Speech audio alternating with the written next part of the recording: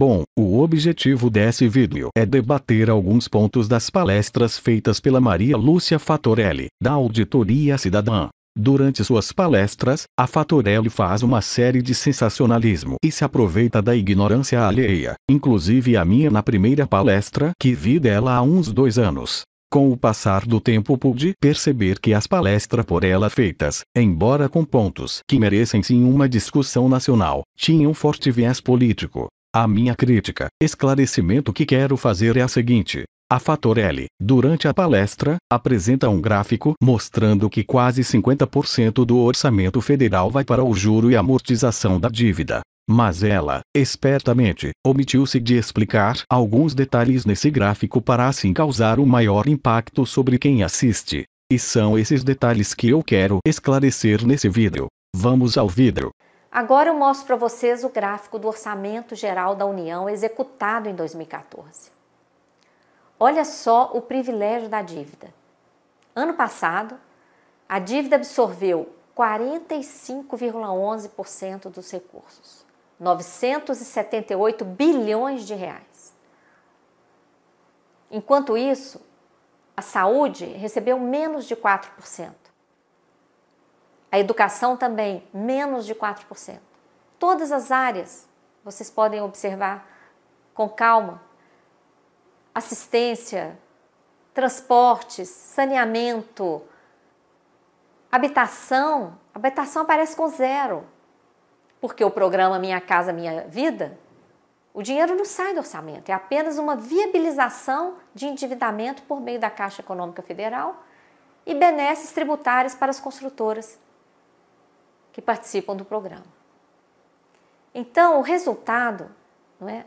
Esse orçamento mostra claramente o resultado daquelas engrenagens todas que nós mostramos no início.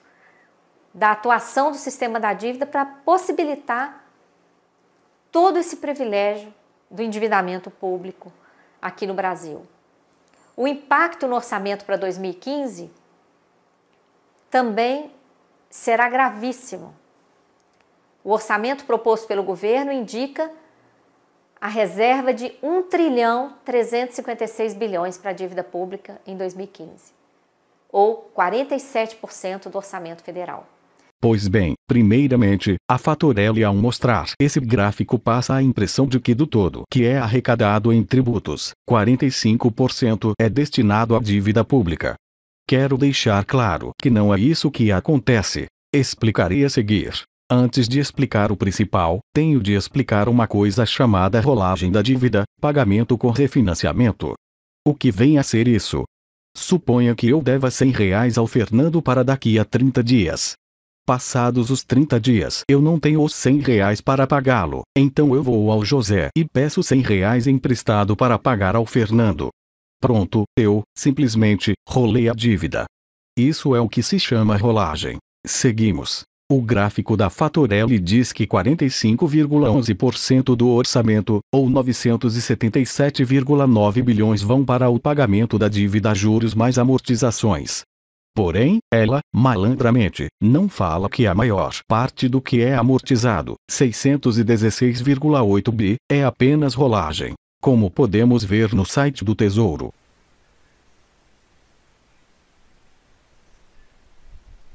Ou seja, 616,8 bi do que se paga da dívida é apenas rolagem, dívidas vencidas sendo trocadas por dívidas novas. Não está gastando tributos arrecadados nisso. O que se gasta, efetivamente, de tributos na dívida são amortização sem refinanciamento 190,7 bi e juros e encargos da dívida 170,3 bi, dando um total de 361 bi. Novamente, vamos aos dados do Tesouro.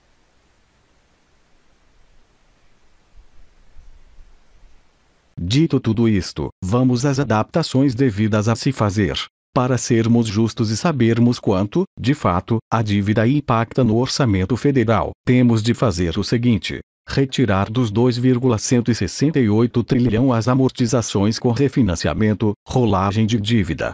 2,168 trilhões menos 616,8 bilhões é igual a 1,55 trilhão. Lembrando que o total que o governo gasta, de fato, de tributos é 361 bilhões. Fazemos então 361 bilhões dividido por 1,55 trilhões, o que dá aproximadamente 23,27%. Então, o que a dívida consome, de fato, do orçamento é 23,27% e não 45%.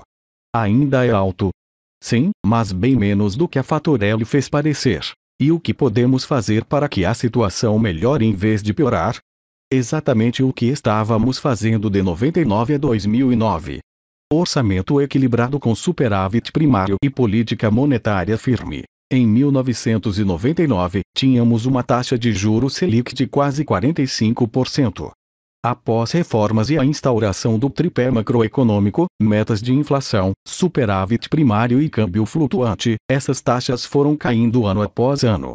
Fechamos 2009 com a Selic em 8,65%. Mas devido a um certo abandono desse tripé e uma adoção a uma política mais desenvolvimentista, de menor controle fiscal e monetário, nossa Selic voltou a aumentar. Enfim, precisamos encarar os fatos e não sair colocando a culpa nos outros. Infelizmente, a Fatorelli representa esse lado de não encarar os fatos de um governo que foi irresponsável nas políticas econômicas e quer simplesmente jogar a culpa de todas as nossas mazelas no setor financeiro. Se o governo não fizer a sua parte e nem nós fizermos a nossa, de cobrar um governo responsável, passaremos os próximos anos jogando a culpa na lua, na seca, no imperialismo, no sistema financeiro, no Saci Pererê e por aí vai, assistindo a inflação e juros subirem e nosso padrão de vida piorar. Bom, é isso. Que tenhamos um Feliz Natal e que 2016 seja o ano das reformas. Abraço.